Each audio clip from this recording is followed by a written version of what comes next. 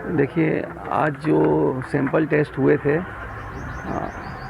उसमें से मैं लगातार बताता आ रहा हूँ कि कुछ पेंडिंग सैंपल्स थे और धीरे धीरे हम उन पूरे पेंडिंग सैंपल्स को ख़त्म करते आ रहे हैं। और वर्तमान परिस्थितियों में मुझे लगता है कि आज के बाद में हमारे पास में पेंडेंसी नाम की चीज़ नहीं रहेगी।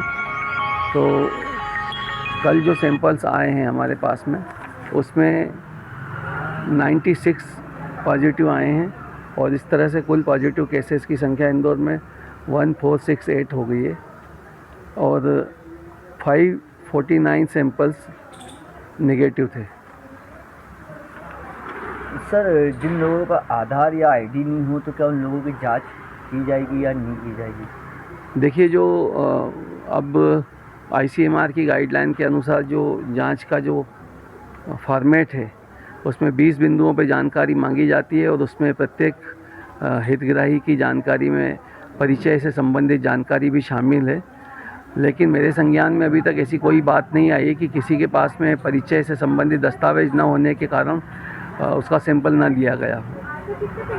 सर, अभी कुछ थानों की जांच की गई थी अधिकारियों की, क्या उनको नेगेटिव आया, क्या पॉजिटिव आया, कुछ ऐसी? हाँ, इस संबंध में मैं बताना चाहूँगा कि जूनी इंदौर थाने के लगभग 30 से अधिक स्टाफ के सैंपल्स नेगेटिव आए हैं और हमारे लिए खुशी की बात है, क्योंकि लगातार पुलिस और प्रशासन के अधिकारी भी हमारे साथ मैदान में कार्य कर रहे हैं और कहीं ना कहीं उनके दिमाग में ये भय बैठ जाता है कि हम इस माहौल में काम कर रहे हैं, हम भी पॉजिटिव हो सकते हैं, बीमार हो सकते हैं। सबको अपने शरीर की चिंता है और सभी लोगों को अपनी सुरक्षा भी करना चाहिए। लेकिन इस तरह से रिपोर्ट नेगेटिव जब आ जाती है तो उनको भी बड़ा सांत्वना मिलती है और जिनके साथ जो लोग काम करते हैं उनका भी मोराल हाई होता है। देखिए, आज जो सैंपल टेस्ट हुए थे उसमें से मैं लगातार बताता आ रहा हूँ कि कुछ पेंडिंग सैंपल्स थे और धीरे धीरे हम उन पूरे पेंडिंग सैंपल्स को ख़त्म करते आ रहे हैं। और वर्तमान परिस्थितियों में मुझे लगता है कि आज के बाद में हमारे पास में पेंडेंसी नाम की चीज़ नहीं रहेगी।